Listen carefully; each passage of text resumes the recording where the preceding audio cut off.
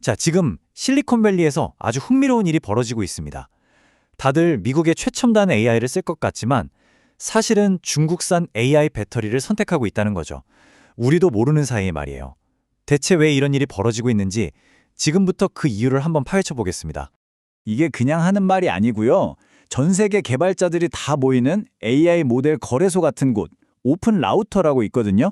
거기 데이터를 한번 보세요. 정말 놀랍게도 중국산 AI 모델이 전체 사용량의 무려 61%를 차지하고 있습니다. 거의 시장을 장악했다고 봐도 과언이 아니죠. 이게 얼마나 엄청난 반전이냐면요. 불과 1년 전만 해도 어땠나요? 다들 AI? 당연히 미국이지. 이게 거의 상식이었잖아요. 그런데 그 판이 완전히 180도 뒤집힌 겁니다. 자, 그럼 대체 뭐가 이 AI 지도를 이렇게 확 바꿔놓은 걸까요? 핵심은 바로 이겁니다. 관점의 변화예요. 이제 업계에서는 AI를 무슨 대단하고 신기한 기술 이렇게 보는 게 아니고요.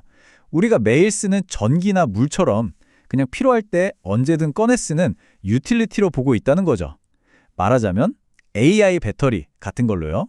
이런 관점의 변화는 AI의 쓰임새, 그 목적 자체가 진화하고 있기 때문인데요. 그러니까 예전에는 AI가 그냥 말 잘하는 챗봇, 똑똑한 앵무새 정도였다면 이제는 실제로 일을 처리하는 에이전트, 아주 유능한 비서나 관리자 같은 존재로 바뀌고 있는 겁니다. 바로 이 에이전트라는 개념이 시장의 새로운 요구를 정확히 보여주는 거예요. 그냥 대답만 하는 게 아니라 스스로 코딩도 하고 여러 도구도 사용하면서 복잡한 업무를 알아서 끝내주는 그런 AI를 원하게 된 거죠. 자, 그럼 이제 좀 더 현실적인 이유를 들여다볼까요? 결국 모든 건 돈 문제, 아주 간단한 경제 논리로 이어집니다.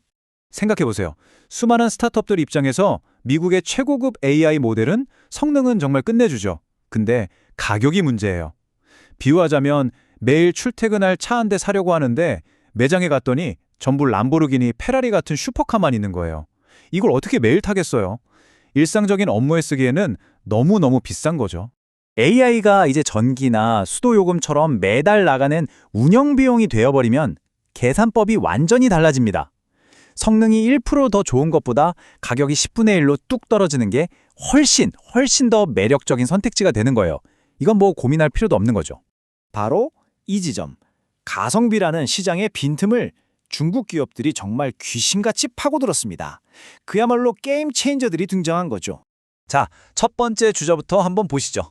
바로 미니맥스라는 곳인데 이들이야말로 비용 파괴자라고 할 수 있습니다. 시장에 엄청난 충격을 줬어요. 이 표를 한번 보세요. 정말 말이 안 되는 수준입니다. 미국의 대표 주자 중 하나인 엔스로픽의 클로드 모델하고 비교를 해보면 코딩 성능은 거의 비슷하죠. 그런데 가격을 보세요. 10분의 1도 안 돼요. 이건 그냥 운영 비용을 90% 넘게 아낄 수 있다는 얘기입니다. 스타트업 입장에선 외면할 수가 없겠죠? 자, 이번엔 스테펀입니다. 이쪽은 속도의 악마라고 불릴 만해요. 속도와 효율성에 완전히 올인한 모델이거든요.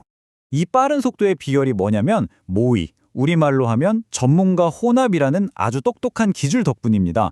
여기 비유가 재밌죠.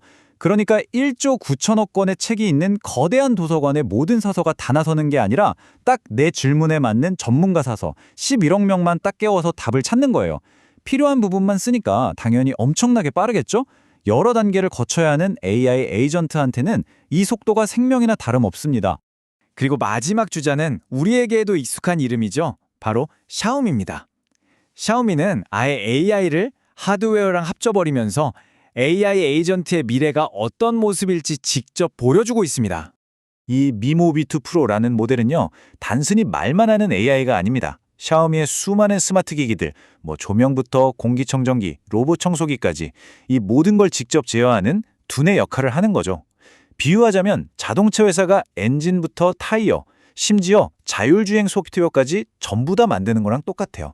추상적인 AI 에이전트라는 개념을 우리 집 거실에서 실제로 작동하는 현실로 만들어버리는 겁니다.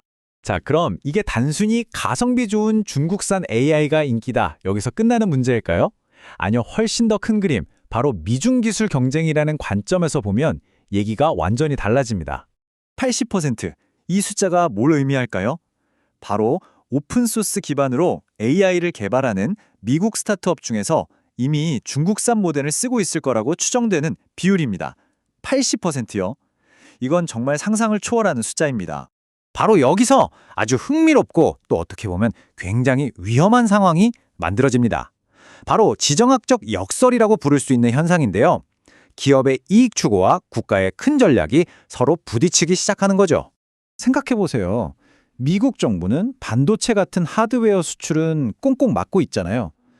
그런데 클라우드를 통해 오고 가는 지능, 그러니까 AI 모델이 처리하는 이 토큰 데이터는 막을 방법이 없어요. 그러다 보니 어떤 일이 생기냐?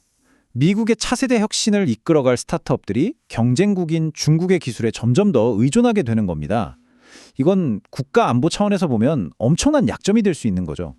그래서 마지막 질문은 이겁니다. 미래에 혹시 AI 공급망 쇼크가 오면 어떡할 거냐는 거죠. 지금 실리콘밸리의 혁신을 돌리는 이 값싸고 효율적인 AI 배터리 공급이 만약 어느 날 갑자기 딱 끊쳐버린다면 과연 어떤 일이 벌어지게 될까요?